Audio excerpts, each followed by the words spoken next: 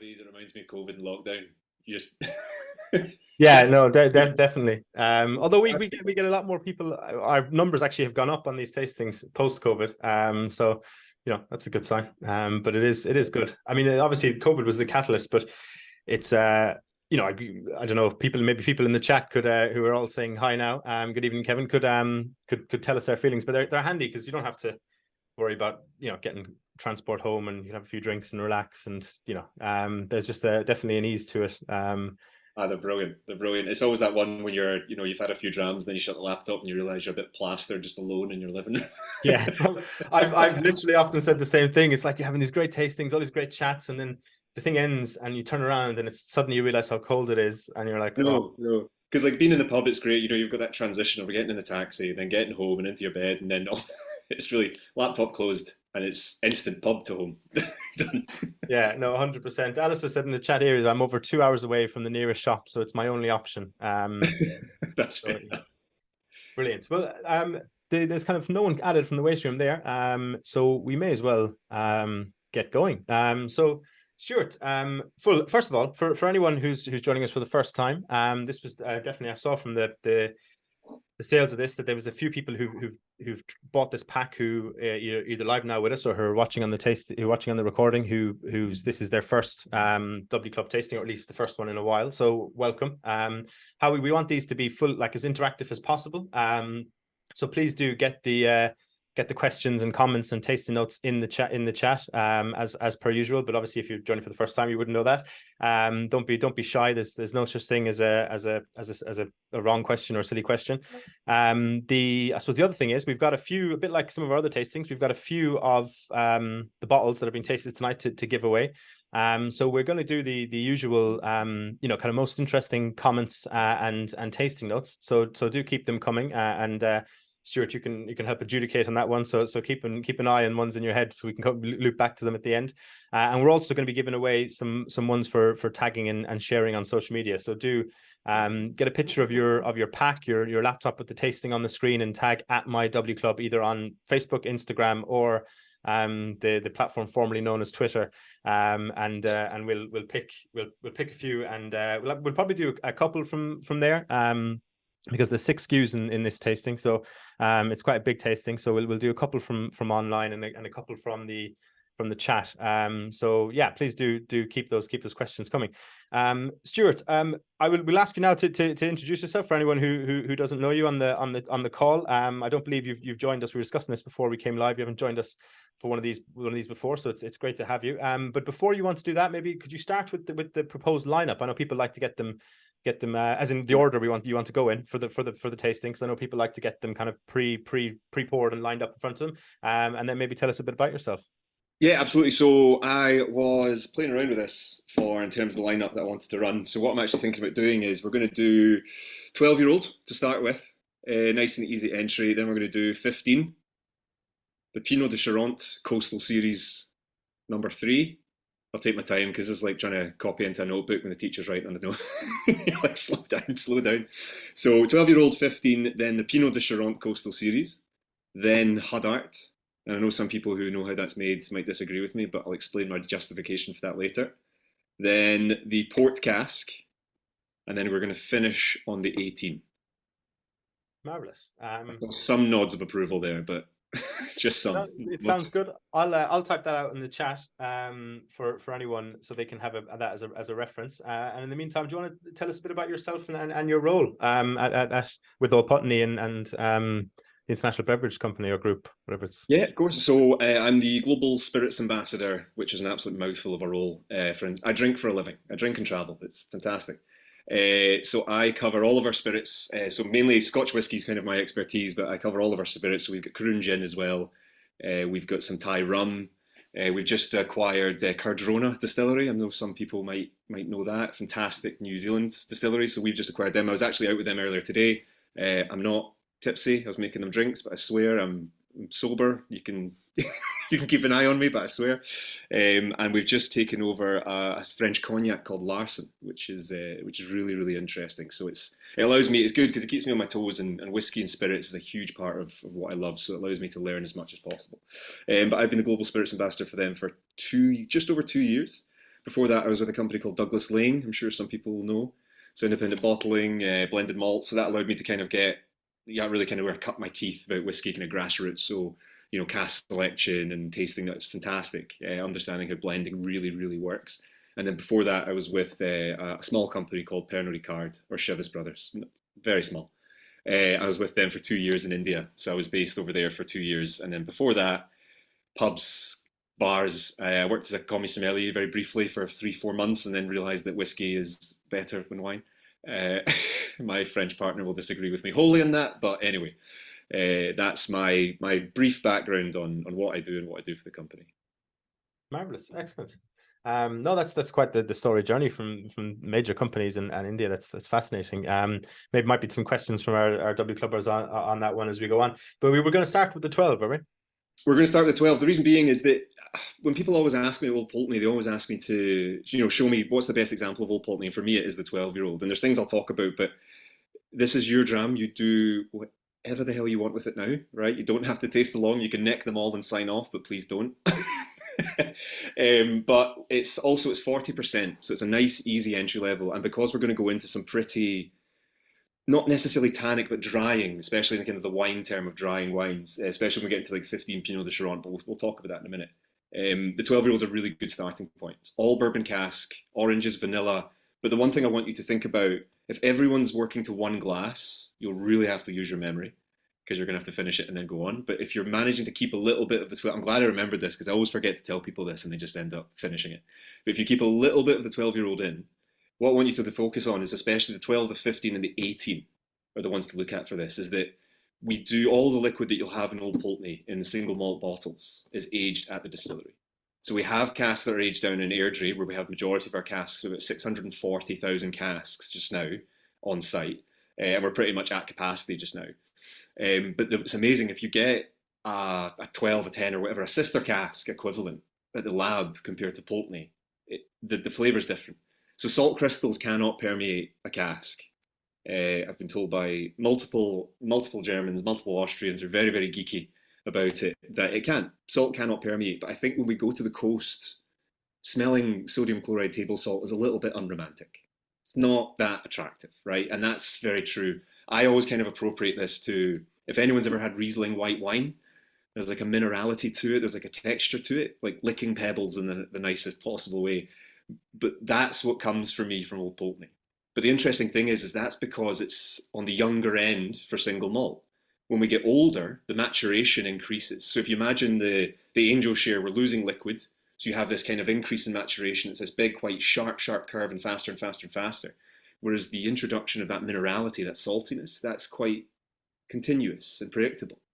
But the difference, the disparity, gets bigger and bigger and bigger. So what's interesting, what I want you to think about as we go, because I will forget, I'm just telling you now, this is your responsibility now, is that the 12-year-old, as much as there's less minerality than the 18, you have more access to it because the maturation's not as dominant. So you're going to be able to see a lot more of it.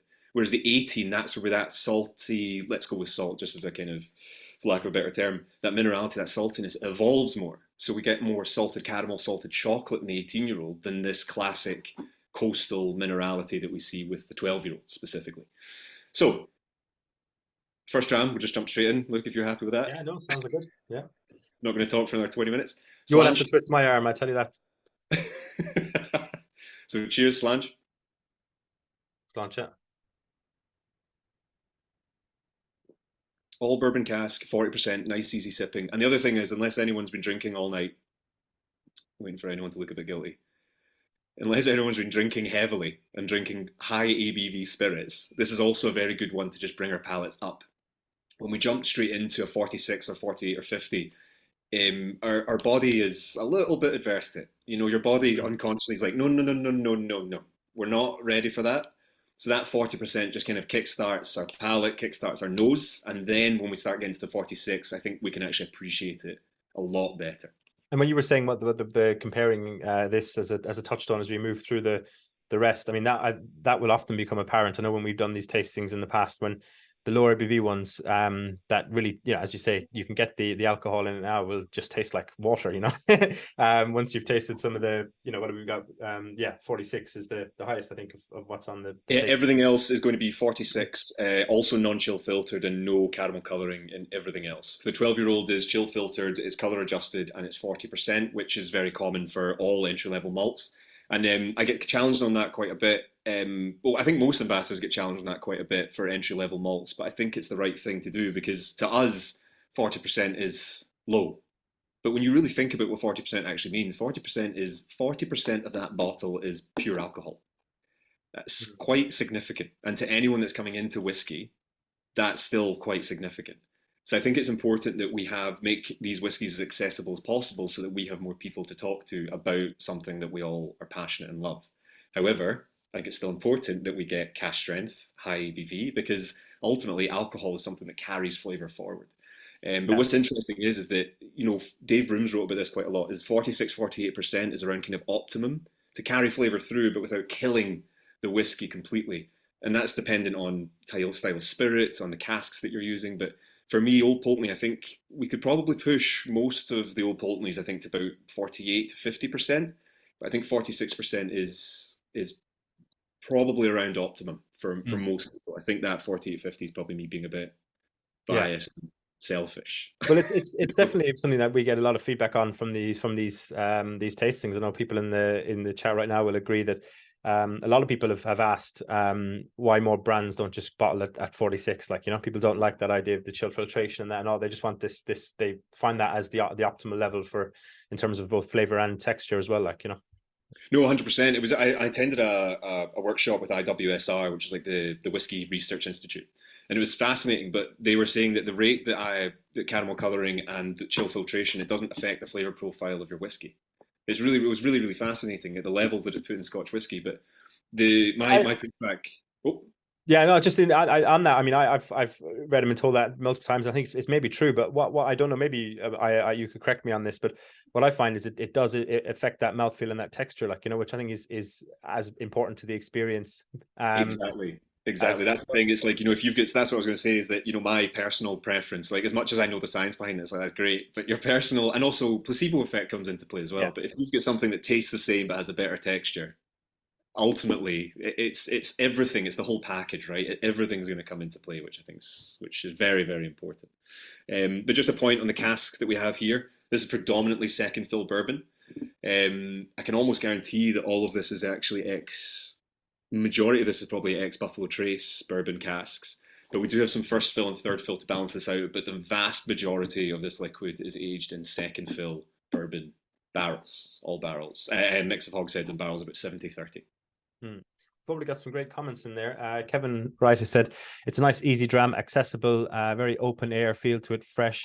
Bob said baked hobnobs / oats, citrus peel and white pepper. Only just managed to leave a bit for later. Lovely starter. I couldn't agree. There's something, I don't know if it's stone fruit or if it's kind of fresh. There's something on the nose that is really tickling my fancy, but I can't quite put my finger on. It's interesting what they were saying about accessible and it's a good starter. It's a bit like in terms of the range, what you were saying about, when a microbrewery has like a kind of more traditional style lager before, as part of the range, even if they're brewing all these mad stouts and IPAs, because, you want to ease people into something that's a bit more familiar and at a more accessible place before you kind of move along the kind of spectrum. 100%, and it's just one of those ones that, as I said, like when people ask me to show them Old Pulteney, I show them the 12-year-old. I think that is the perfect example of what Old Pulteney represents in terms of a flavour profile and everything. But as you were talking to that kind of stone fruit style, it's brilliant. We take clients up and customers, and I get to take tours every so often when they let me at Pulteney, which is great. But it's always fascinating when you get a real Pulteney lover who's drank it for such a long time, when the hearts are being run off the still, which is the section of the liquid that we put into cask. Because they'll smell it, and this has happened a few times. It's interesting. They're like, "That doesn't smell like Old Pulteney," and you're like, "It's quite fascinating." And we'll talk to this later on as well. But people smell it, and it's quite estered. So you get quite a lot of like pineapple, and Malcolm talks about that as soon as he walks into Stillhouse. You can actually smell when they're cutting the heart. Is that you can actually smell that kind of pineapple, banana, whatever you pull from an ester, right? It's really strange, but it speaks to the fact that Old Pulteney really gets its character from maturation. and ultimately location, which again we'll talk about, not from necessarily the spirit. But it's interesting to see that kind of duality, that maturation has such an effect on the final product. But ultimately, that spirit is quite pineapple-y, it's quite mango-y. There's banana and lemon. I think someone said lemon citrus in one of the tasting notes there. And it has that at the back of it. And ultimately, once the maturation is not dominating it, you still see that spirit, but you have that minerality that's also quite accessible. So for me, Pulteney's always been on my shelf since I was young. My dad's always had Talisker, Glengoyne, and Pulteney. But it's nice to be able to talk about that. But it's like there's a complexity to Old Pulteney that isn't ubiquitous. Let's say there's layers to it, but isn't necessarily ubiquitous all over the field. Yeah, totally. Apologies for anyone who heard my dog there. But the I thought there was someone in the chat. Someone really doesn't like Old Putney. But the Jeff has said fresh raisin initially, then roast clementine. Ian says like the way it seems slightly salty over ice as opposed to neat. That's a really interesting one, Stuart. Why do you think? Do you think there's a reason behind that? Is it maybe the cold is dulling some of the other flavors, and the saltiness comes to the brininess maybe comes to the fore a bit more? It's interesting because it's always there's human interpretation, right? It's individual interpretation as well. But obviously, when we put it over ice or we chill any liquid, the surface tension becomes a lot tighter. So only certain aromas are actually going to get through. And again, it's completely down to how you're interpreting that liquid, right? And it's fascinating when you look at. I've got a list of chemicals on my phone that like aldehydes and things that naturally occur.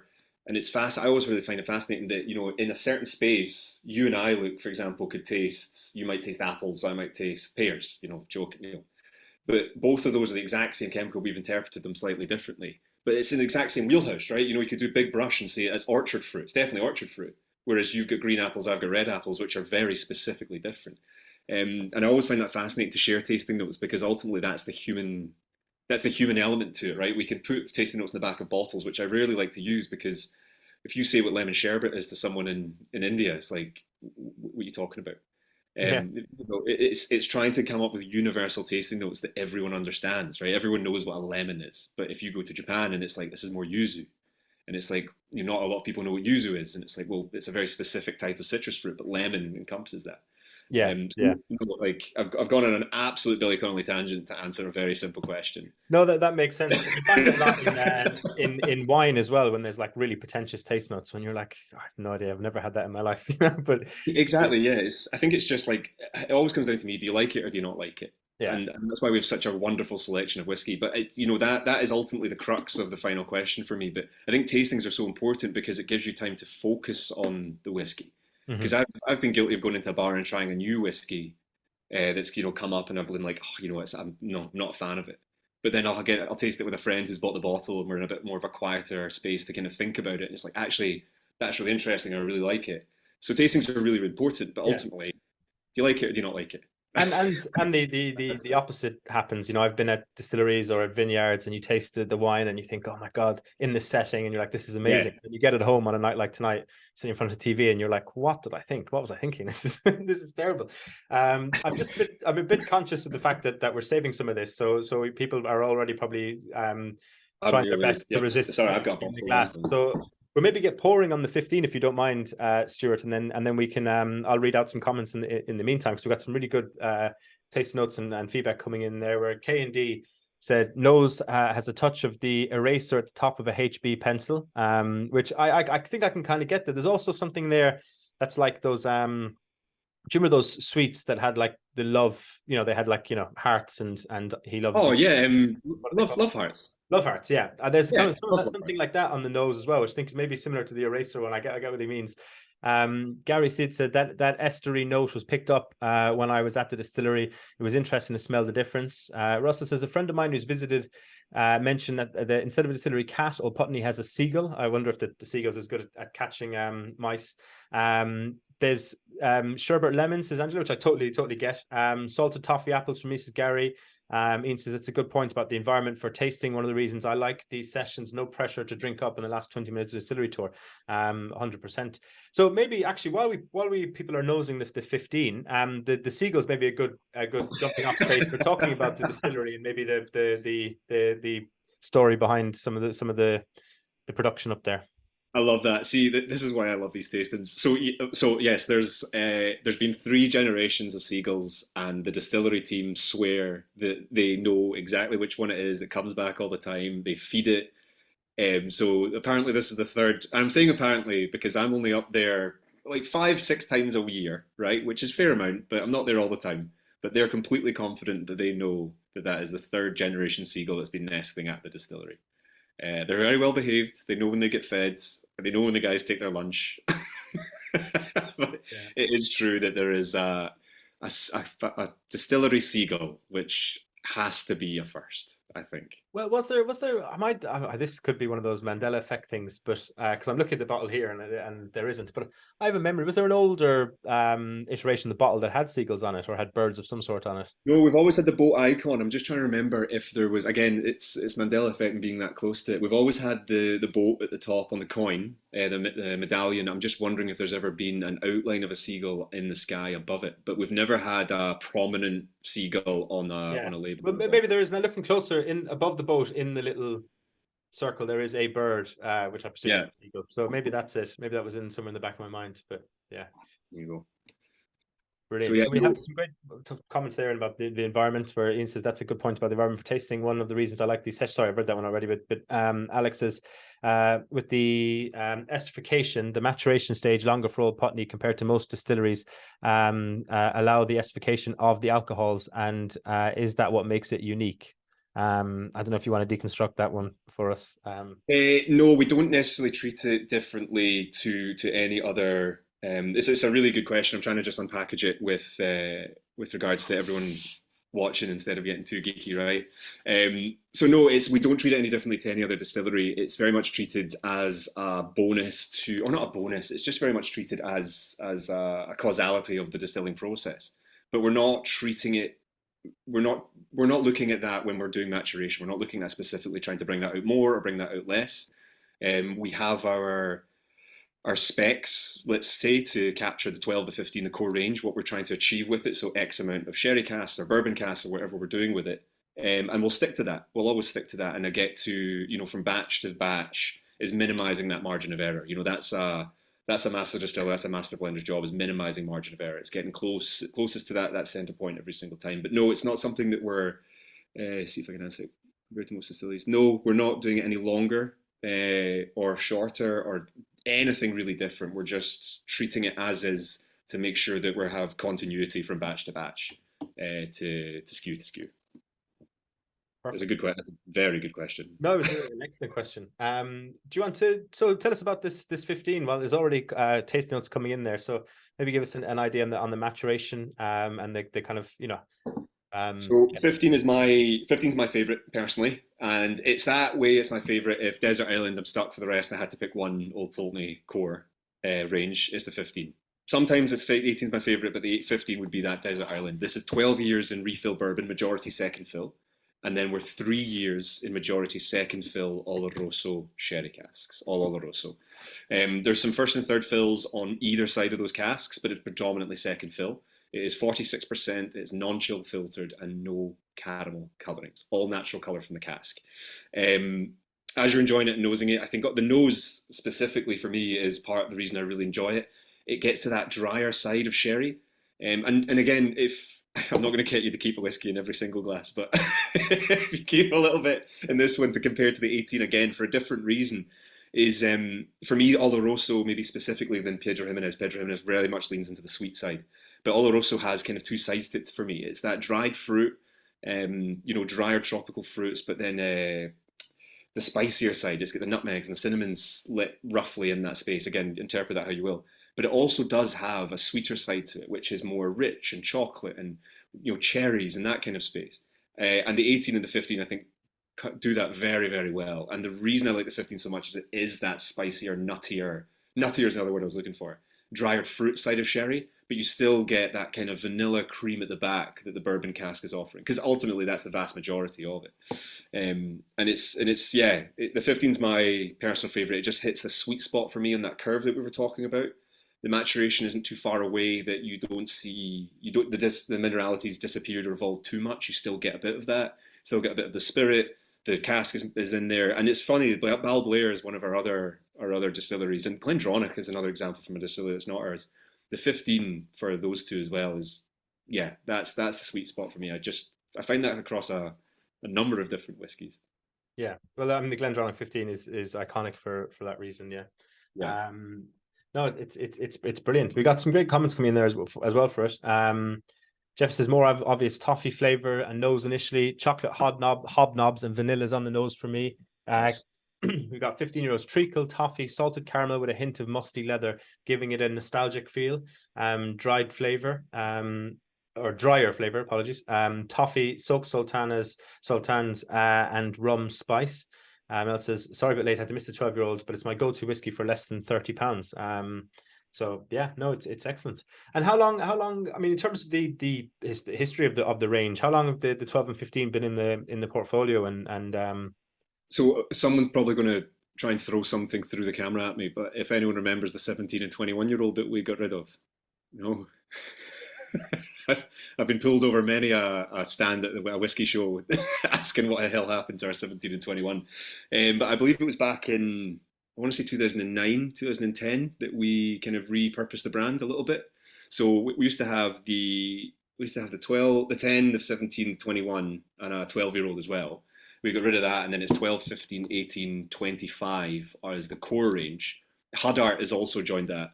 And then we've got the coastal series that's just started, and then we've got things like duty free, and we've done some single casks as well. But it was more seen as a 17 and 21 were sitting at a specific price point. We wanted to bring that down. So annoyingly, it was more of a commercially focused decision. But the 15 I think is a big surprise for me. I absolutely adore it. Bob, I will buy one of those 17-year-olds off you right now. I will offer you money. If Bob said two 17-year-olds in the stash, missed the 21, unfortunately. Bob, name your price. There you are, Bob. Jenny said, I'm getting an oat cake and chili feel at the end. It gives a kick on that finish, but also creamy too. And we had that mention of the price there. That's what I was busy just double checking that. So the 12-year-old I think is 30. I want to say 32. I had it in front of me and now it's gone. Roughly, yeah.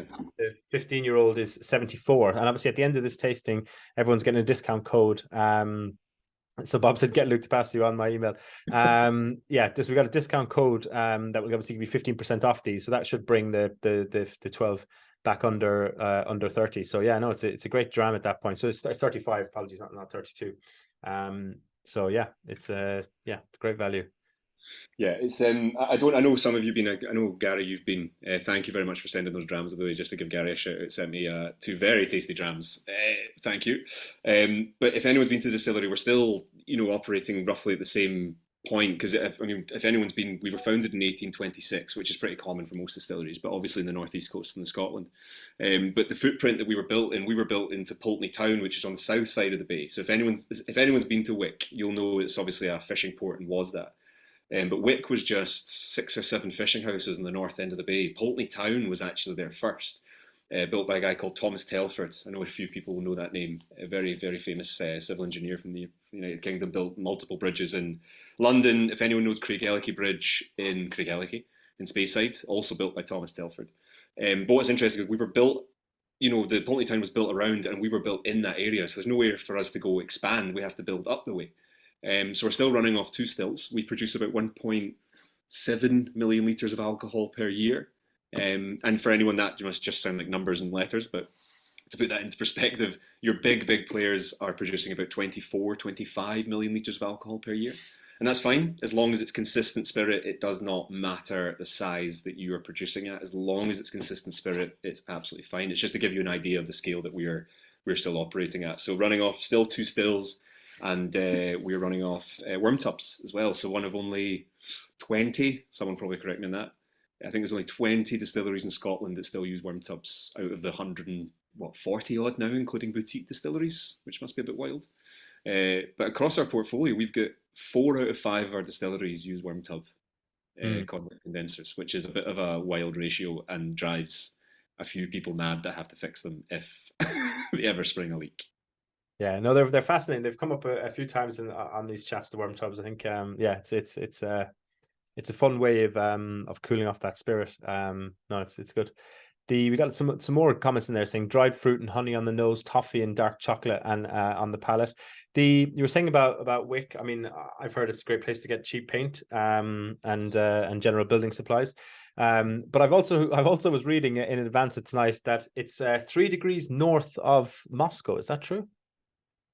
You tell me. That is the first time I've heard that, and if it is, that is a cracking little statistic. Well, that's what it says on our website. It says situated in Wick on the top northeast coast of Scotland. The Old Pulteney Distillery is 12 degrees further north than Moscow. So... Can someone please go to Google Maps and verify this right now? That is a great statistic. I will be using. I'm so gutted this is recorded because I have to now give you credit for giving me that. Well, don't give whatever copywriter for the whiskey shop at some point in the last few years wrote that on the website. That's cracking. No, we were the most northerly distillery in Scotland. Then it was Wolfburn, and now it's a small distillery opened by a husband and wife called 8 Doors that is John O'Groats, and it's right at John O'Groats, overlooking the sign. And I think if anyone knows that the true most northerly point in Scotland is Dunet's Head, unless someone builds there. I don't think there'll be another one further north than 8 Doors, which was opened a few months ago, I think. Can't really remember. But we've got comment of the night here, Stuart. Steph says check on Wikipedia. So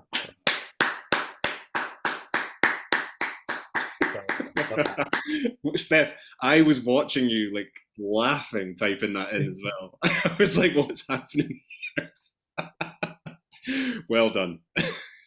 Well done. That is excellent. I'm going to falsify that information right now. I'm going to edit that right now. So I don't know if anyone is checking on that 3 degrees north. But yeah, has anyone got any taste notes or questions on this 15-year-old before we slowly move on? I think James had said again, oat cake and chili feel at the end. It gives you a kick on that finish, but creamy also.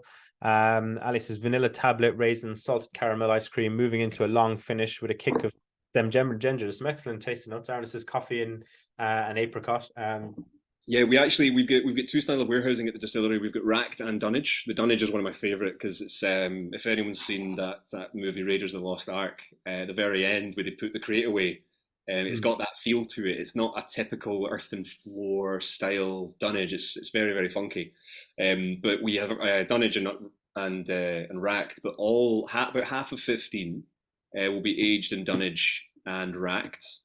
Whereas all of 12-year-old, all the whiskey, all the casks that are hell bent for 12-year-old, that's all in racked warehousing, and then all of 18-year-old, all of those casks go into dunnage warehousing. And Malcolm's theory on that is low and slow. He wants to keep it low and slow in the dunnage, and as much as one of his lines is, he's not a scientist, but he knows that heat rises. So our racked warehousing's a living high, so he will keep certain casks at certain points in the warehouse, and it's the northeast of Scotland. I've tried to tell him heat is not really a variable in that conversation, but he keeps all the 12-year-old, and the idea is to kind of promote maturation as it's a little bit warmer. Whether he's getting 0.002% extra angel share, I don't know, but that's a little tidbit from the distillery. That is interesting. I was reading today, it's total digression, but that some of the old coal mines that were shut in the 80s and 90s have filled up with water over recent years, and because they're some of them are so deep in the ground, the water is quite hot. It's like over 20 degrees in some of them in there. So in I think it's Gateshead outside Newcastle, they're pumping some of it back up, using it to heat homes, and then sending it back down. So maybe we could start maturing casks in abandoned coal mines for a bit. And we've got a few people in here who've confirmed that Wick is 3 degrees north of Moscow, 55 to 58. So yeah, that's brilliant. Now you're gonna have to reel that out for future tasting, Stuart. Thank you to everyone who confirmed that bit of information there. I'm also going to memorize that to 5 decimal points as well, just to make sure that but the 55.75866. Yeah. I'll do my best. No, that's brilliant. So thank you, Stephen, Ian, and Ian for that brilliant bit of research. It might be a bottle in that for you. We'll see. we'll see how the rest of the tasting goes in terms of questions and chat. James says, does being so far north have any issues effects on maturation compared to those distilleries lower down? No, not really. We don't really suffer from any like microclimates. I know it's a bit of maybe a cliche, but we don't suffer from that where we have like fluctuations of heat or cold. But obviously, as I said, like the great thing when I worked in wine, we can talk about terroir because we talk about are the vines on the east or the west side, or the lime scale, all these things come into play because that's what terroir is. But obviously with spirits, because we distill the hell out of, we kill everything. We can't really talk about the terroir, the geographical location affecting the liquid. And I know that what I'm saying is ultimately the tail end of the production process, was the maturation side of things, as opposed to the beginning where it grows. But we can actually talk about where geographical location affects.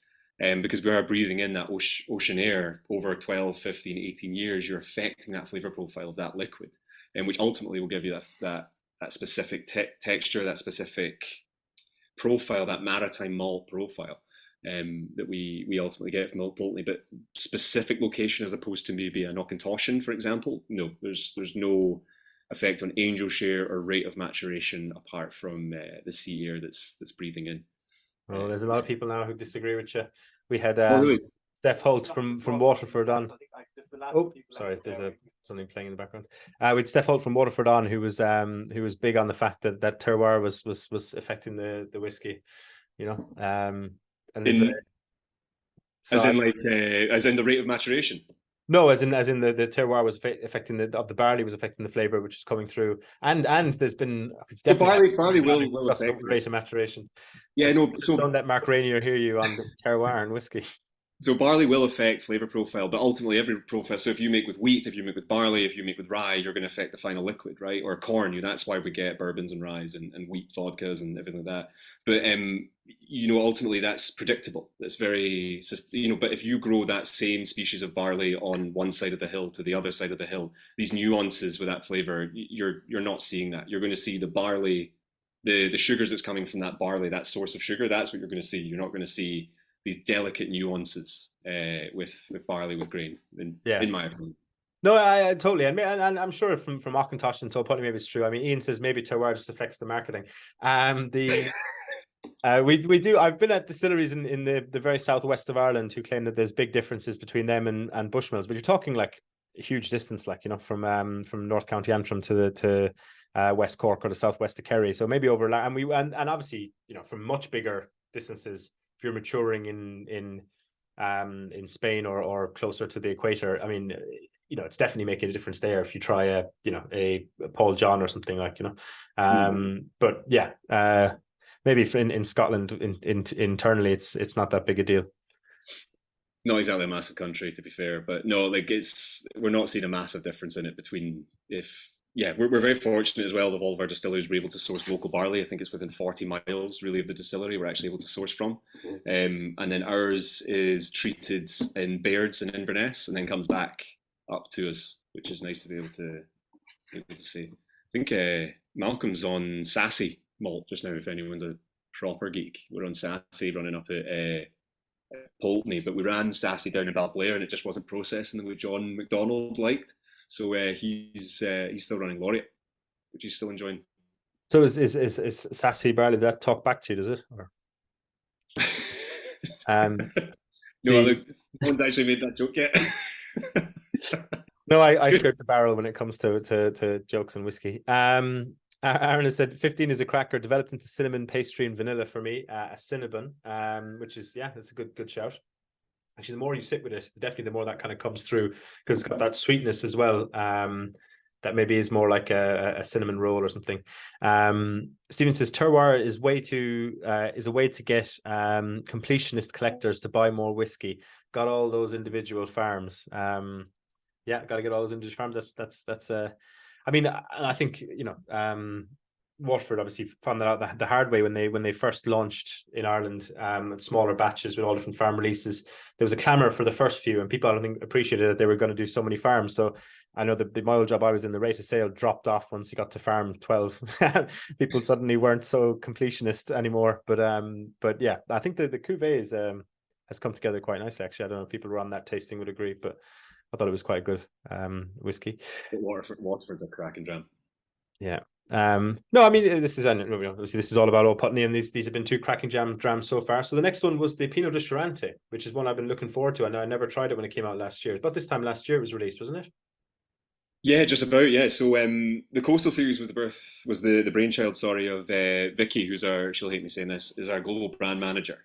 So she kind of came up with this idea that why don't we utilize casks that are from other coastal regions and finish or further mature in their casks, and we loved it. We loved the concept, and it's nice. Like, Old Pulteney hasn't had a lot of attention on it for the past wee while, apart from obviously changing over the SKUs and the core range. And I was really, really chuffed to be part of the project and working on the flavors and working on the profiles of it, because I think it turned out really, really well. And it's also something that's slightly different, that brings back a bit of attention to how good the core range is. So Pinot de Charentes, for anyone that doesn't know, is a fortified wine. So a lot of people think about it as a dessert wine because it is so sweet, but it is quite, by definition, a fortified wine. So it is grape juice, unfermented, so it's not wine, it is grape juice that is fortified, or we put in cognac eau de vie, which is just cognac new mixed spirit. And that's exactly what Pinot de Charentes is. So it's on the west coast, just near Cognac, obviously.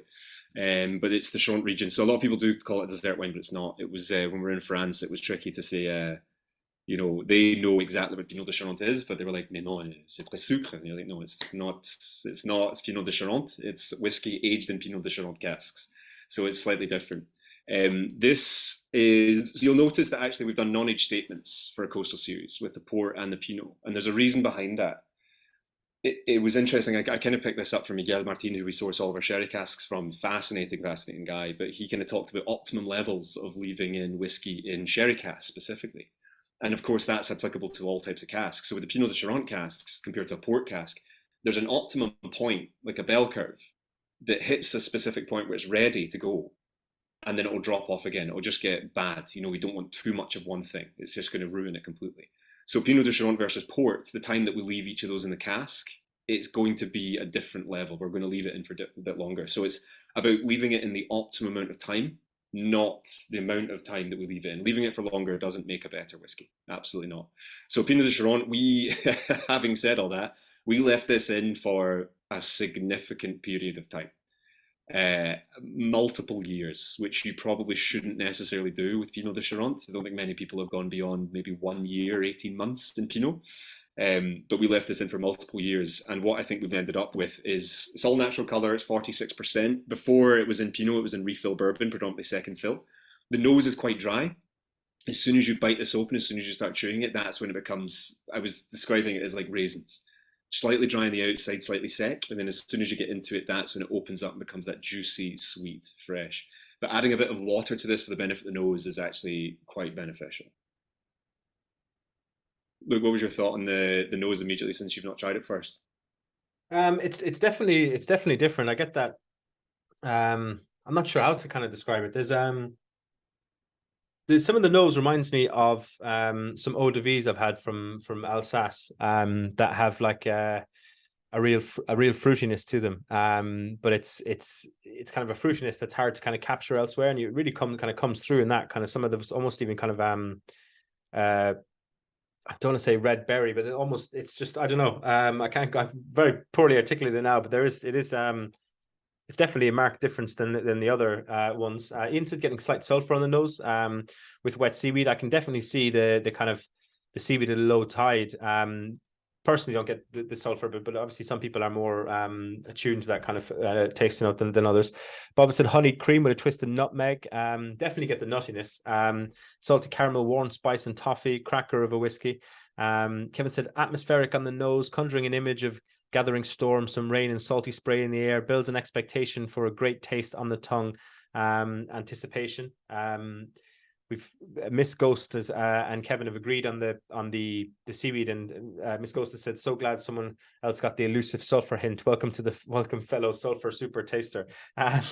Gary said honeyed apples, walnuts, slight brine, fresh baked oatmeal and raisins, tuck crackers with grapes. That's an interesting one from Steph. The Diesel has said the Pinot de Charente, I get vanilla, toffee and wood on the nose, cream, toffee, fudge and slight apple. on the taste, smooth and light, creamy finish at water. It's burst of sweetness in the palate, dry. So this, yeah, there's some brilliant tasting notes. I definitely like the Corona dram there. It's saying candy apples and hazelnuts. I suppose the candy apples maybe is a good one in terms of what I was saying about that kind of that fruitiness that I couldn't quite articulate. Yeah, no, it's definitely a good dram. So the idea with this series, obviously, the new one is port. So you've moved down from the west coast of France down along a bit to the Iberian Peninsula. How many are you going to do in terms of going around the coast? So we're looking at 4 total. We're not limiting ourselves to 4, but that's the plan, is to release 4. That's the ones that we've planned for. A sherry and then a marsala, will it? Or it's recording, Luke. But there's only so many coastal liquids that exist in the world, right? Yeah. The great thing is, so Stuart Harvey, who's our master blender, recently became a master of the quaich, which was brilliant. Really, really happy for him. But he's developed over his career some really strong relationships with some fantastic producers. So we've got a really decent source of casks.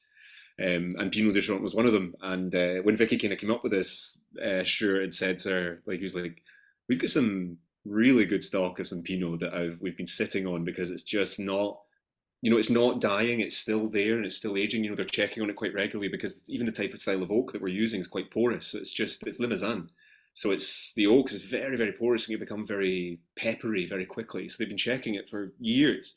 And he said, we've been sitting on this and it's looking quite good." And they discussed what Pinot was, and then Vicky was like, "So why don't we maybe look at this concept for the series?" It's great, and the colours and the packaging. I know it doesn't affect the whiskey in any way, but like, I'm an absolute sucker for good packaging, and it's Although, nice. I know we'll come on to it in a bit, but the port cask, some of the imagery in around that release and the videos and it was really evocative. It really does make you want to kind of sip away at the dram. It's great. Stephen said walnut whip in the chat, which is a taste note which resonates with me. Definitely 100%.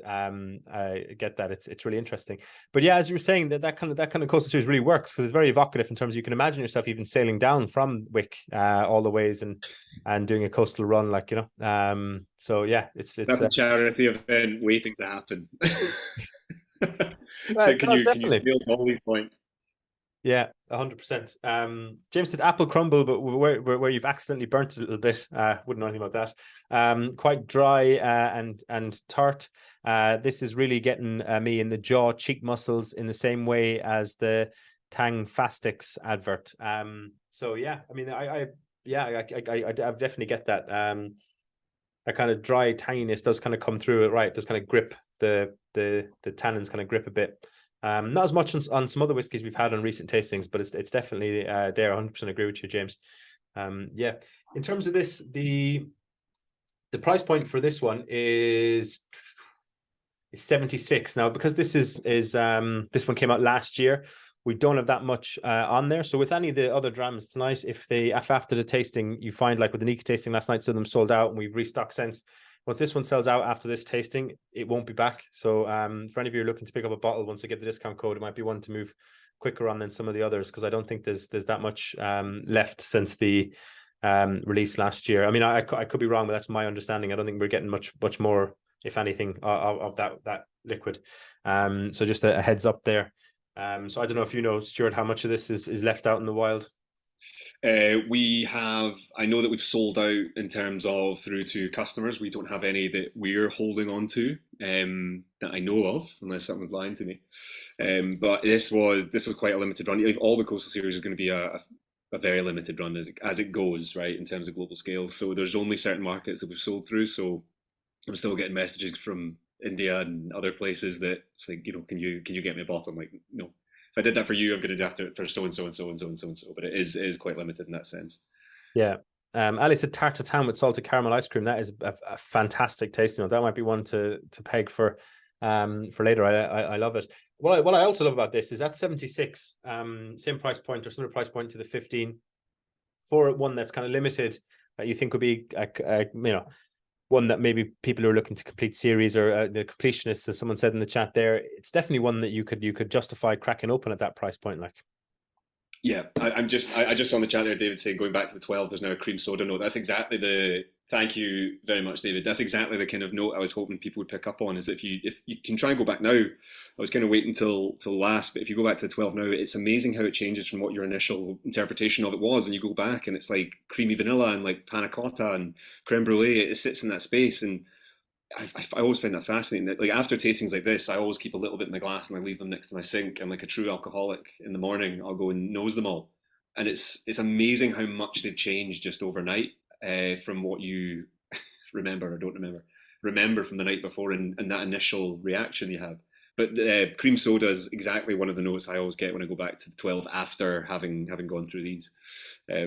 Completely diverted away from your question, by the way. Look, completely. No, but it's not. It's good, and you're dead right. I've, as you were speaking there, nose back on the 12, and that panna cotta tasting that you said, it definitely. I mean, a lot of people said vanilla when we first cracked that open. I wasn't getting too much of that, which is strange for something that's predominantly ex-bourbon. But going back now, it's just massively vanilla. And I agree. I agree with you completely. Look, like on the initial taste, and every time I nose 12, I never get vanilla. It's not, and of course you know in your head you're like, right, vanilla and bourbon cask, that should be one of the first things that you pick up. I think that's kind of a given. I never do with 12. It's always that kind of maybe sharper, sandy, mineral style that kind of comes with it. Even things like maybe fudge and toffee, but it's never like. But you go back to it, vanilla. It's wild. It's absolutely wild. Yeah, and Steph said agreed there. It's really changed strawberry cream sweet. So it's another great tasting up. So thank you, David, for reminding us to dip back into the 12 or to the 12. Will we come on to the Huddart? So we absolutely can. Yeah, doing well. We're doing really well. So for anyone that have a nose of this, have a taste of it, and I'm sure some of you will know how we make this. But I don't want anyone to type it in just yet. For anyone that doesn't know, it'll be interesting to see if you can pick it out. But just as you're nosing it and tasting it, I'll tell you about Huddart, the name, and where it kind of comes from. So what I will say, it's all 46%. It is non-chill filtered, and it's natural colour from the cask. And all of the casks that we use are ex-bourbon casks. So mix of hogsheads and barrels, predominantly second fill, some first, some third for a bit of continuity, predominantly second fill. But the name Huddart, so I mentioned earlier, Thomas Telford built the South End. Thomas Telford's lead engineer that he had sent up to kind of map out Wick, because William Johnston Pulteney was head of the fisheries. He was tasked with kind of capturing the fishing coming from the northeast of Scotland down, and basically kind of quantifying it, making sure that it was governed in some way, shape or form, and just random people fishing it. So he was tasked with that, and he actually identified Wick as the key area to start the fishing all the way down the east coast of the UK, but the Wick is where it was going to go to start. So we had about 1,200 fishing vessels that were going in and out of Wick the whole, like every single day. You know, it was like 7 days constant. But what was done was that Thomas Telford built on the South End, and his lead engineer that he had actually sent up to map it out, he didn't hear from him for about 9 months. 9 months of no contact. First 2 or 3 months was absolutely fine, but then 9 months went by, no contact. Now, there was no road to Wick until the 1920s. There was no road. Everything was in by boat. Not hearing from someone for 9 months is quite the pregnant pause. It's quite significant. And I mean, Telford was a busy guy, right? So he had things going on. So no roads up there, no message, nothing. So eventually Telford found time in his schedule and went up. And he had found that the expenses he'd been sending up every month had been drank dry every single month. The guy was living on the streets and had drank every single penny that was sent to him up to Wick. So he was promptly sacked, and Telford ended up mapping out the area. And what he did was, once he was finished building on the south end, Pulteney Town, if anyone wants to Google this, it's fascinating. And people still from Wick will consider themselves to be from Pulteney Town or Wick, depending if you're in the north, south end of the bay. And Wick, the word Wick means Vic. It's a word meaning bay in Old Norse. And actually the whole area of Caithness was gifted back to Scotland in 1426 by a Viking Jarl as a wedding present to his new son-in-law, which is, you know, I've recently become engaged, and that's more than I can hope from my... That's quite the dowry, like, yeah. But all the street names in Pulteney Town in the South End were named after fisheries members. So if you look at them all, they're actually second names from all the fisheries members. There was only one street that was reserved for someone else, and that was Captain Joseph Huddart. So Captain Joseph Huddart was the one that mapped out the northeast of Scotland to allow Telford to build Pulteney Town in the bay. Huddart also mapped out the West and East Indies, and a really useless piece of trivia I recently found out is that he perfected rope. So he was the one that put the twist into rope so it would equalize the pressure, as opposed to straight rope, which would eventually snap under a certain amount. He was the one that twisted it. Someone please fact check me on that. But as far as I know, we've worked with Wick Heritage Centre, and that's what they've told me. So you can take it up with them. But really fascinating one. So Huddart. That you're not stringing us along. Ooh.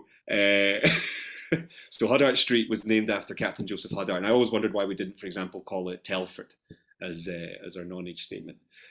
So Captain Joseph Huddart, but Huddart Street is also the street that we are located on as our distillery. So the distillery is on Huddart Street, but everything else in Pulteney Town is named after members of the fisheries. Has anyone picked up? I'm looking through the years, so we've had a slight smoke in the nose, allspice vanilla, quite yeasty, lots of freshly harvested straw, new make in the nose, absolutely. The average age on this is about 9-10 years old, roughly. Still has a distinctly salty note, absolutely apple and pear, and getting a tiny hint of peat. Fantastic. So really love these answers because it's very true to form, and congratulations for those that got kind of smoky peatiness. So this is not a peated whiskey in any way, shape or form, but we finish this in peated casks. So we utilize casks that have previously held peated whiskey, and we introduce our whiskey, or we're re-racking it into it, and we finish it for about 6 to 9 months, depending on the profile that we're getting out of it, in peated casks. Gary, recording. But very nice. So Gary's asked, finished in peated barrels from Knockdhu. So what I will say is that we don't use peated casks, or the peated casks don't come from Islay. We don't use, so peat is just semi-fossilized organic material. So that's what gives you, on Islay, for example, it's semi-fossilized crustaceans and seaweed and kelp, and that's what gives you that iodine medicinal TCP flavor profile that I absolutely adore, and I'm sure a lot of people do. We use peated casks, or peat that comes from Aberdeenshire. So 2,000 years ago is minimum, right? It's going to be semi-fossilized forest floor, crops, because you had a huge farming community there back then as well. You end up with more of a natural campfire smoke than that iodine TCP. And one is not better than the other, they're just different. And what I always find fascinating is that when you smell Aberdeenshire peat, or High Coast from Sweden, they do a Swedish peated whiskey, you always recognize phenolic content. You can recognize that. It's like a white Mini Cooper driving down the road. It's just the driver that changes. You recognize the car, you recognize the phenolic content, but you go from AC/DC to Taylor Swift driving the car, it's a completely different atmosphere inside of it. So you can recognize, this is how my brain works, by the way, so apologies for this. But you recognize phenolic content, you recognize peatiness, but the profile, the flavor profile that it stems from is different. And funnily enough, Knockdhu is in Aberdeenshire, Gary. So yeah, just side note. Brilliant. I'm actually hoping to visit Knockdhu in the next couple of weeks. But I was talking to one of your colleagues about it. But this has actually really numbed my gums in a way that a whiskey hasn't done in a long time. I'm not sure if it's just I'm having a stroke, or if there's something in the peat. It's quite interesting. Which people are saying I like the new make taste note, but I that could sometimes be said in the pejorative. But for me here, it's that kind of what we discussed in the 12s, the kind of orchard fruits that are in that you said was present new make kind of coming through. So I can kind of totally get that. Lots of freshly harvested straws you mentioned already, Stuart. Yeah, definitely. Kevin said this Huddart is still a distinct salty note. I've got some apple, pear, and I'm getting a tiny hint of peat. Agree in the nose. Yeasty one, bread dough. So yeah, no, it's Gary says the meet and Gordon at Knockdhu was a treat. Enjoy the trip, Luke. Thank you, Gary. Kevin said this one clings to the glass well, quite uncutus. I don't know. My English is gone after 4 whiskeys. James said, I think this is one of my favorite. The peats / smoke is so subtle, but sweet and creamy. Toasted marshmallows to start, but with a herbal finish like thyme, rosemary, maybe fried banana, bonfire smoke, salted caramel. Bob says, I like my taste of having a stroke. Thank you. Coconut ginger, a touch of pepper. Maybe it's that kind of ginger spice that's giving that kind of mouth tingle. It's a really interesting dram. If you'd handed this to me, Stuart, and said this is cask strength, I would have believed you. And I don't mean that in a negative way either. We everyone on here, or most people on here, I think know that we all love cask strength whiskies, but it's got a lot more to it than, and maybe that's just the peat, but it's definitely got a lot more to it than the first three in terms of It definitely does. I agree with you, and it's strange how, you know, even the same spirit, obviously it's the same spirit, same identity, same DNA that's coming through it, but it's how it's treated. It gives you that different perception, right? You know, it's amazing. You know, we've all experienced that when you get one 46% next to another 46%, and the one is much more violently ethnic, you know, more alcoholic than the other. But the real focus with this was that we didn't want the peat to be dominant in any way, which I think everyone's kind of identified through tasting notes and whatever, is that we wanted this to be like salting your dinner. You know, it's not going to be the main dish, it's not going to be the main part of it, and we don't want too much of it. We just want to elevate everything that's there just a little bit into a different space. And I think the team's done a really, really good job with it. But a faux Talisker, so tasty, Bob Sander. like you know, when Primark do Uggs, like, you know,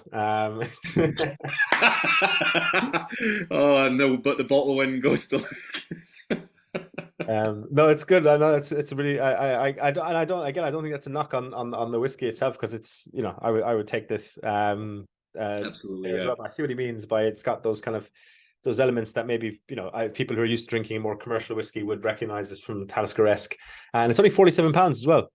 So yeah, it's very approachable at price point too. This would maybe be a good one. And I think a lot of whiskies that are kind of peat cask matured rather than made from peated barley, you know, it's a good one maybe for introducing someone who's not massively into the kind of peated islas, but you're trying to convince peat isn't all bad too. I can see Steph's partner totally disagrees. Yeah, but that's fair enough. We're allowed to have different opinions on here. A bit of mocha / coffee grounds on the finish here, says Tony. I definitely get the coffee. Yeah, it is like an over roasted coffee, like from a coffee shop that's trying to be a bit too hipster. Yeah. I'll just sign off now, shall I? It's no, it's you know, it's not. I think when we came up with this as a concept, it was about kind of shaking things up. It's a bit different. It's not, and it's a core range, right? You know, this isn't a limited edition. This is in the core range. It's just, it's a bit different. It's not going to be everyone's favorite, and I think that's designed that way. I think peat in itself is not everyone's favorite, but it's got a unique profile to the rest of the core range. And it's funny, you would assume that it's going to be closest to the 12, and it's not. For me, anyway, it's not really close to the 12. It has the kind of sweetness that we maybe see in it, but it's got a dryness that I would probably maybe, the dryness I associate with the 15 a bit more, but it's a really, really interesting one. Yeah, no, totally. It's almost like it reminds me of like a peated stout, like a high ABV craft beer, that's got kind of a slight smokiness to the finish, kind of a coffee stout with a smoky hint. I think it's interesting. Kevin thinks the price is cracking value. There was a question there from Russell about the Coastal Series Pineau, the price. That's £76, but you will be getting the 15% off at the end of this tasting as well. So that'll take it down a bit too. Brilliant. I don't know if you want to come on to the next one, Stuart, which is what the Coastal Series Port. Let's do it. Maybe while we pour that one, you could explain your reasoning behind the order between the Coastal, the Huddart, and then going back to the Port. Yeah, so it's so Huddart, I think that we've all kind of identified there is a level of peat to it, but it's not a peat that stays with you. It's not a peat that sticks to your teeth and sticks to your lungs. It's not something that you're breathing back out. I think when we're breathing back out, it's still a level of sweetness to it. But I think going into the Port, we go into something that's slightly more tannic, and into the 18, it's the way I've kind of treated it is more like a kind of dinner where we're finishing a bit more closer to dessert, where it's something sweet that refreshes your palate a little bit. But I don't think the Huddart's too dominant to place there. And there's actually many a tasting where I've actually placed that second, gone on with the tasting, and it's not killed anyone's palate at all. Yeah, it's definitely not that strong. Yeah. Mm-hmm. Yeah, so it's just delicate enough, and I think going into the Port, I think it really benefits from the sweetness benefits from it. If we go straight into that after the 12, for example, it's not that it's lost; it's just not as wow when we come into it. But I think after the Huddart, it really kind of replaces that section that the Huddart doesn't have, which is juicy, rounded cherry, dried fruit sweetness that the Port, I think, really, really gives it in. Yeah, no, brilliant. Excellent. So this Port one, this is the most recent, the newest one that it's actually what started the conversation with your colleagues about having the tasting was to celebrate this release. So really, I suppose we didn't say it at the start, but this is the star of the night in many ways. Do you want to tell us about this new release, this wine cask? Port This wine is from Douro Valley, so it's northern Portugal. So it's much more sweeter port, but I would argue that we're probably finishing this. My definition, sorry, for finishing and further maturation is there's no real definition. Finishing for me used to be, if it's under 3 years, it's finishing because it's not legally become Scotch whiskey, right? But that's not right. What I see it as is if it's really affected, truly affected deeply in colour and flavour and nose, that's further maturation. Because if we take a firkin, a tiny wee cask, I'm not swearing, a tiny wee cask and age it for 2 years, and then we have a giant fourth fill Oloroso, the rate of maturation in that firkin is going to be much more dramatic. So for me, this is probably on the verge of, I think that if you look at the colour, it's natural colour. It's got that very beautiful, it's that kind of wine rosé colour that comes through it, right? It's that peachy colour that comes into it that we only really see in wines and ports, not sherries. It's really, really funny. But it's got that lovely peachy colour. But for me, this is verging on that end of finishing, coming into further maturation to truly, truly affect it. And on the nose, it has that, I'll still go to it, like that stone fruit, peachy, cherry style on the nose. But the palate slightly dries. And when I say dry, I mean kind of that red wine style of drying.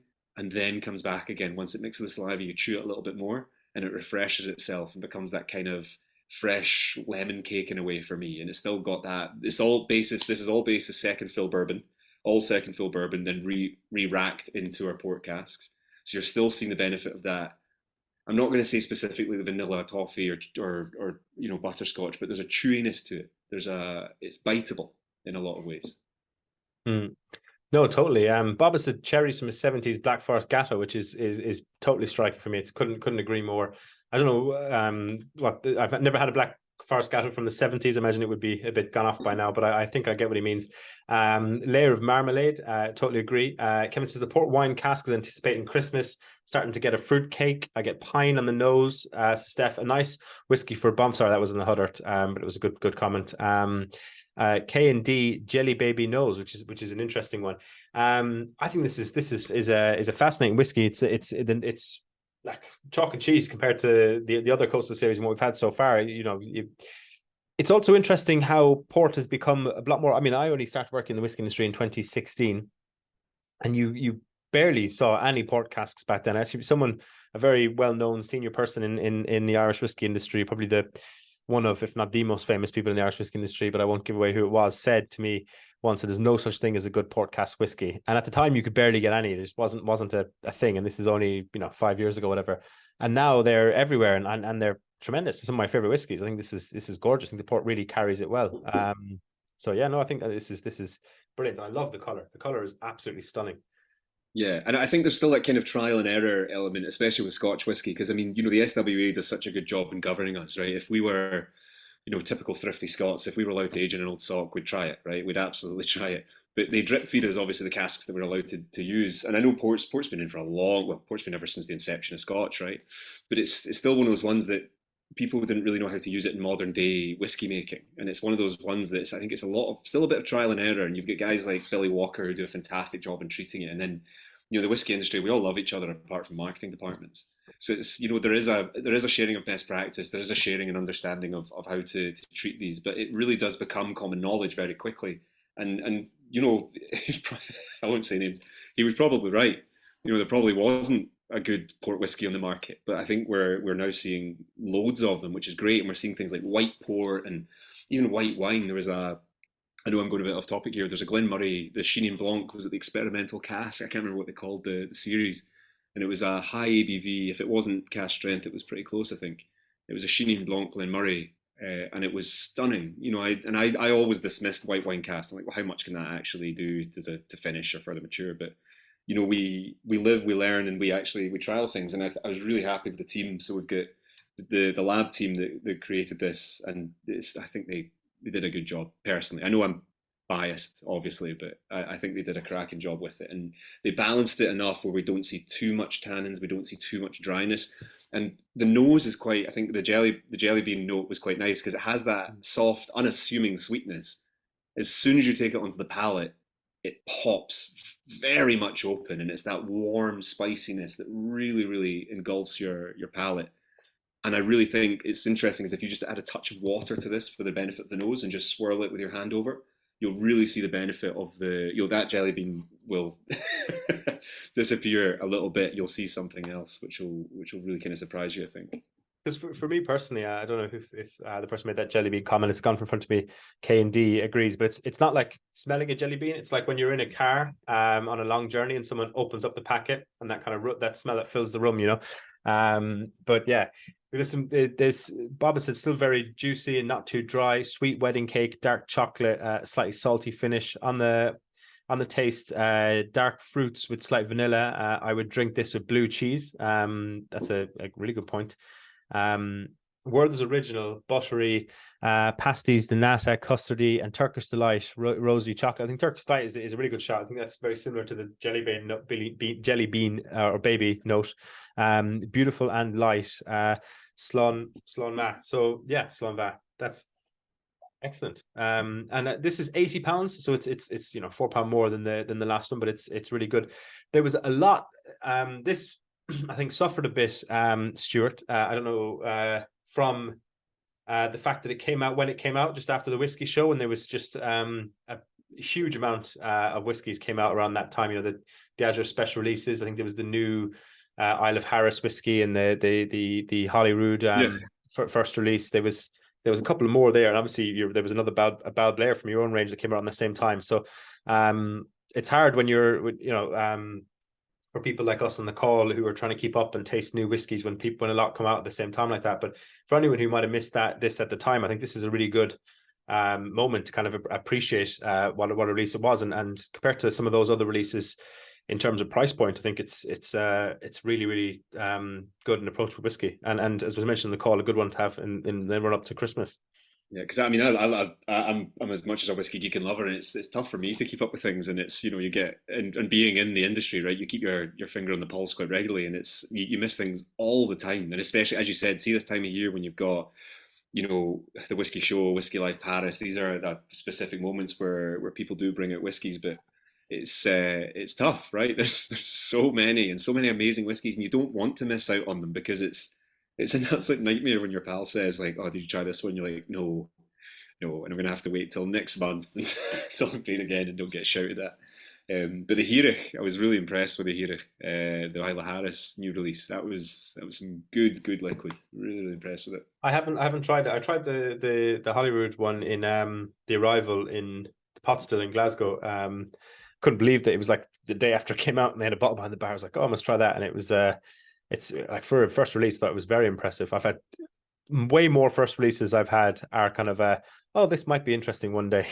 Very few of them are actually drinkable, and but that one definitely is. But neither of them, I must say, are as good as this. And I'm not just saying that because you're on, Stuart. I think this is a really good whiskey. Kevin said a drop of water opens it up and it can get some ginger biscuit. I totally agree with the ginger biscuit. The drop of water totally transforms it. There definitely is a lot more kind of spiciness and as you say, that kind of sweet jelly baby flavor kind of disappears after a drop of water. So it is interesting. Gary sees the strawberries, raspberries, and red currants on the nose, maybe a touch of rosemary and some oak spice.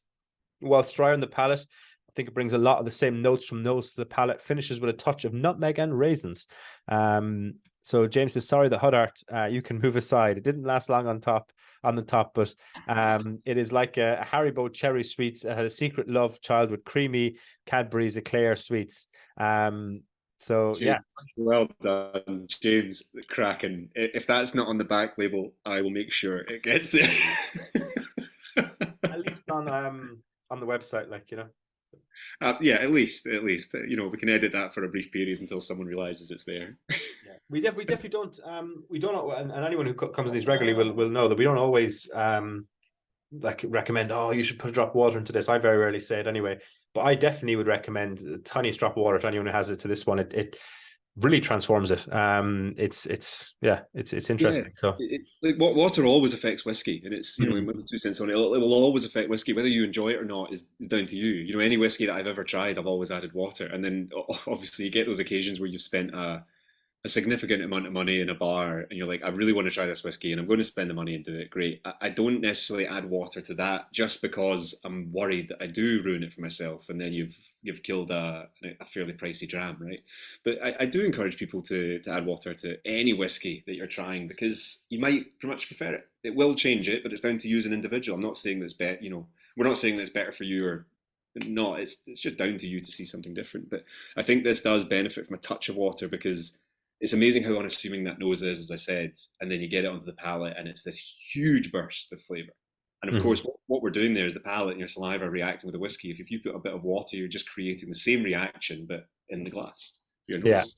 No, totally. And Kevin Wright has said, I use a drinking straw to add the tiniest amount of water rather than pouring from a jug, which is a really good shout because on exactly what you were saying there, Stuart, you can always add water, but you can't take it back out. So, exactly. Be conservative with how you drop it in. But yeah, would recommend it on this one.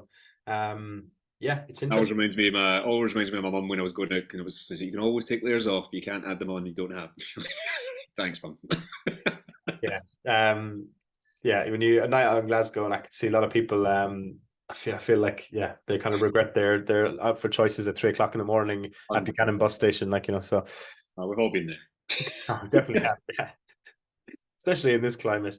David says going back to the 15 and the sweet peat on the nose with a hint of ginger. I'm going to have a nose of any ones that I have a bit left on there. We might come on to this must be, what was the third one we had? Was the Pineau. The Pineau, the Pineau. The people mentioned sulfur earlier on. I really get sulfur there now, which I didn't get at all at the start. So it's interesting how much they're kind of evolving. Will we come on to the 18 and then people can give us their kind of ratings of how they stacked up against each other? We always do, Stuart, at the end, a kind of which dram was your favorite. We'll give the 18 a try. We've done fairly well. We've just averaged just over 10 minutes a dram. That's well done, everybody. That's well, not letting you behind the curtain. I always try and keep about 15 minutes a dram. Is the kind of in my head the kind of ballpark you want to keep it, because I suppose because the 12 you were like save some, I figured we'd move on a bit quicker from that one. So fantastic. I think you reminded me as well, so that's good. The 18, it's so just to kind of give you the outline and the specs as you're having a wee sip in the nose. 46% non-chill filtered, no caramel colouring. It is 14 years in predominantly second fill bourbon casks, ex-bourbon casks, with some first and third in there to balance it. And then we're 4 years predominantly second fill Oloroso with some first and third in there as well. It's amazing that the 15 is 12 and 3 of the same concept casks, and then we're 14-4 here. You'd think it's just going to be more of the same. Let's say it's going to follow that kind of curve of profile. I think they're completely different drams. The 18, we really reach into the more richer, decadent chocolate syrup style of Oloroso, the fresher fruits. The 15 is much drier in that sense, and that's why I prefer the 15 personally. But that's my choice. The 18 is a pretty decadent dram in that sense. It's more salted caramel, salted chocolate, and it's one of these ones that I think we all take for granted on a regular basis, but 18 years is a pretty long time. When everyone thinks about 18 years ago, what you were actually doing when this first initially went into casks, we do take that for granted quite a bit, and I think 18 years to be sitting in cask is pretty significant. But the colour is natural. You can really see where the Olorosos come in, but you can still see the influence of bourbon coming into it as well. Yeah, the colour is stunning. I always love that when with coming from an Irish whiskey background, there was 3 distilleries in Ireland in 2012, and now there's like 43. And when each new one opens, and I've been lucky to go to a few ones either at the opening or in the first couple of years when they're doing production, you kind of think, wow, everyone's standing here, and think that someone will be someday sipping away, hopefully, sipping away on a 30-year-old from that distillery, we're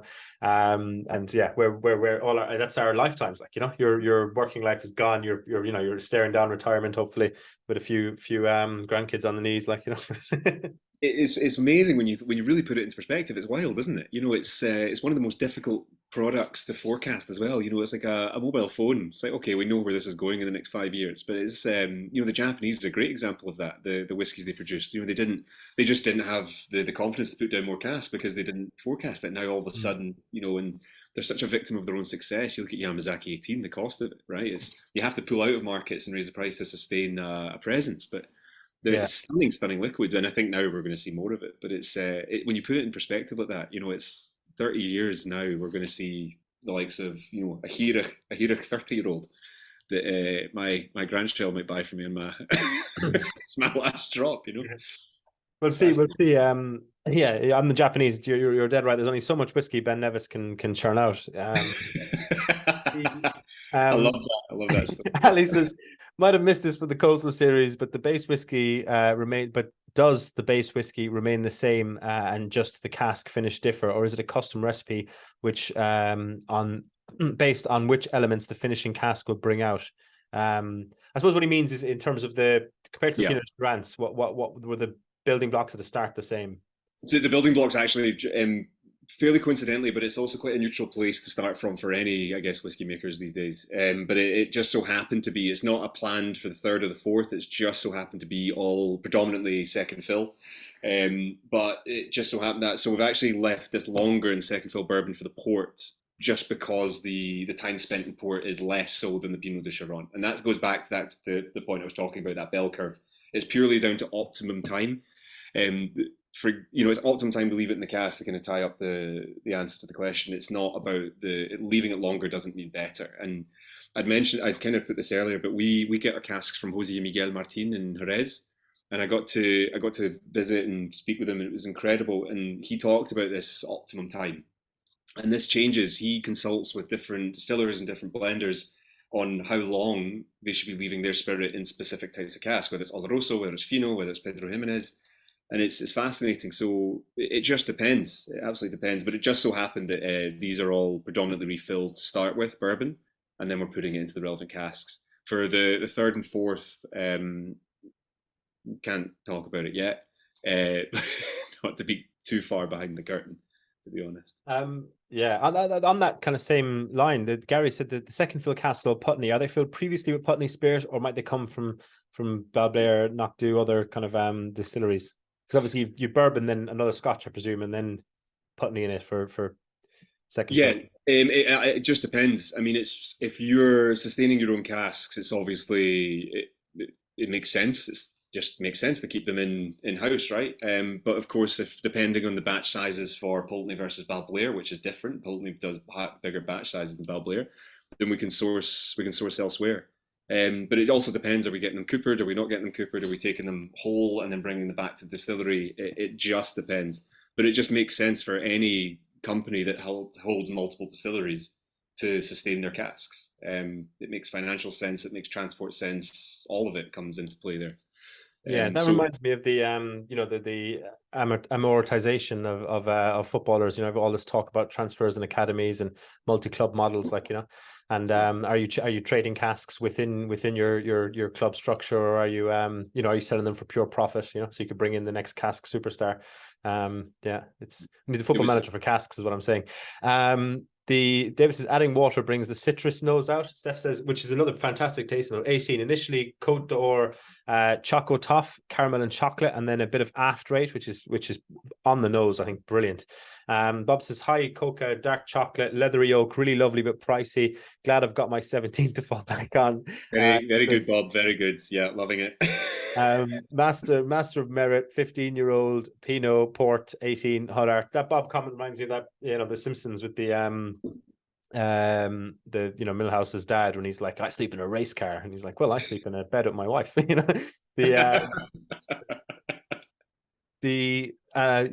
no, this is brilliant. So I suppose there's a few people coming in there with as you say, Ian said his order merit. It'd be good to get everyone's kind of order merit in there. I'll put the discount code in the chat. For you, Stuart, was there anything that jumped up that you think is worthy of winning a bottle? You've really put me in the spot, but I'm trying to think. The Wikipedia from stuck with me. That was I agree. That was terrible, brilliant. That was awful, great. I must say the looking up the specific points of Wick in Moscow was also some hard earned points as well. But I don't Yeah. know. Whoever, because there was three people who got it in there. I don't know if we could give three for it, but I think it was Ian Callender said three. It was the first one in with the answer. So we'll Ian, if you want to pop your email address in there, we'll get you. Do you want to do a third, Stuart? Is there anything that jumps out? I'm just looking back here to see. But I'm having a look as well. Yeah, Mel had some good tasting notes. It wasn't any kind of massive standout ones, but there was just looking back, there's a few good ones. I mean, if Bob sends me a 17-year-old, I'll happily say his name. A trade. I'm very crooked. Do you know what? My favorite tasting note for the night was probably actually Stephen Sutherland's Walnut Whip, because it just really hit me as being like, as soon as he said it, I just came rushing back. I was like, yeah, that is a cracking note. So Stephen, if you're still on the call, if you want to drop your email address in the chat, and we'll get back to you the next couple of days, and we'll send you on one. There probably is people who deserve running the chat that I missed, so apologies about that. But I'll read back over the chat tomorrow, and you never know, something might jump out. Because I think that, yeah. So it's not all lost yet. We'll see. You might get through the back door. So in terms of what people liked, we obviously had, was it Ian's already? Ian said order was 15-12 Pineau as his preference. The Ian Calendar said 18 Huddart, 15 Port, 12 Pineau. Then we have 15, 12, 18 from David. Then Stephen said Pineau, 15 Port, 18 Port, 15, 18, 15, 18 Port. I think it's maybe a toss-up between the 18 and 15 for people's favourites. Although the more I scroll down, the more the kind of 18 is maybe edging it. Any thoughts on that, Stuart? No, it's quite interesting to see how it's kind of a mixed bag. Like when you look towards, 18 Port obviously leading it, but then you look in the kind of mid-range, everything shifts quite quickly with everybody. And it's just quite interesting to see that there's not a least favourite or favourite that's been sitting out. Like Huddart's come top a couple of times, Pineau's been last and first. Yeah, it's quite interesting. But it looks 18 seems to be most consistently top, I think. Yeah, I mean, we've often, and it's happened now a few times in recent tastings. So I feel like a broken record here, but I've always said the best tastings are the one where there isn't a clear runaway winner. Everyone just doesn't go, the 21's the best, and and you're just kind of interested to see what's second. Yeah, it's good when there's a few different options in there. Ian has said, what's your favorite in terms of the lineup? If you had an order of preference here, Stuart. It's funny, and everyone will know this. It changes every time you do these because it's what have you been eating that day and just how it hits you. But I think for me it was 15 was first, then Pineau. Oh, it's tough. 15, then Pineau, 18 Port, 12 Huddart. I think for me, and it's not out of bad. I just that's the way it hit me tonight. Was those ones in that lineup. No, that's interesting. I probably would go 15 Pineau and then 18. Actually, no, sorry, 15 Port, Pineau, 18. I think is my go-to. Although now the Port was actually no, I'll revise that. I'll go Port 15, Pineau 18. That'll be my preference. So yeah. There you go. That Port one was special. I don't know why. It was just so different to the rest as well. So it's good. Yeah, it is quite a different one. But I think the great thing about the Coastal Series is also it's a different side to Old Pulteney that we've not seen in such a long time. And admittedly, it's been a long time since anything's happened really with Old Pulteney. So it's nice that there's attention we put on it. We're trying different things. It's innovating a little bit from our side, and it's quite because of the maturation side of things. It's really interesting to see how things like Pineau and Port interact with that minerality and that coastal point that people were kind of picking out on. We all know Port very well. Pineau maybe less so. We don't see many Pinots, but we all know Port quite well in whisky. But it's interesting to see that just slightly different moreish mineral side to it, right? Yeah. No, totally agree. And I think Kevin's is a good point to leave it on there. Kevin writes a great intro to Pulteney. I certainly got the imagery of the coast and environs.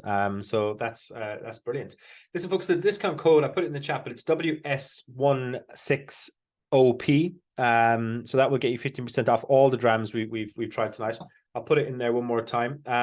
If any of them, now that doesn't always happen, but it did happen with the Nika, which is why I'm saying it. If any of them sell out, we will have them hopefully restocked before the code. The code is valid for 2 weeks. The only exception is, as mentioned earlier, the Pineau. There's a high chance that won't be restocked once it's gone. So if that's the one you liked, definitely jump on it before the end of the night. Stuart, thank you so much for joining us. It's been a really enjoyable evening.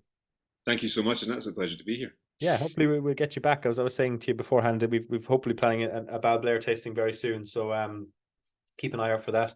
Folks, we have a Glen Turret tasting going on sale. I was hoping to get it up before this weekend, but it'll probably be Monday or Tuesday at this stage before it's ready to go on sale. But so keep an eye out for that. That'll be the next one, and then we've a lot more planned between now and Christmas. So thank you for joining us.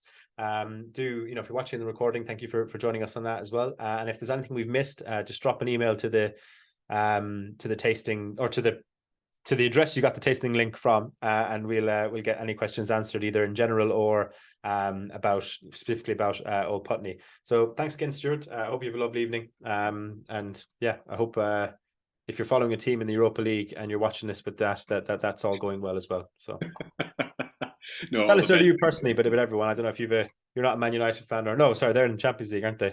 Who are Liverpool? Are they? Or well, actually, you're coming from Glasgow. You're probably no, you're not supporting the Glasgow team that's playing tonight, no? No, unfortunately, no. It's all rugby for me, and I lost interest in that a while back. Brilliant. Okay, well, thanks everyone. We'll see you again soon. And yeah, bye.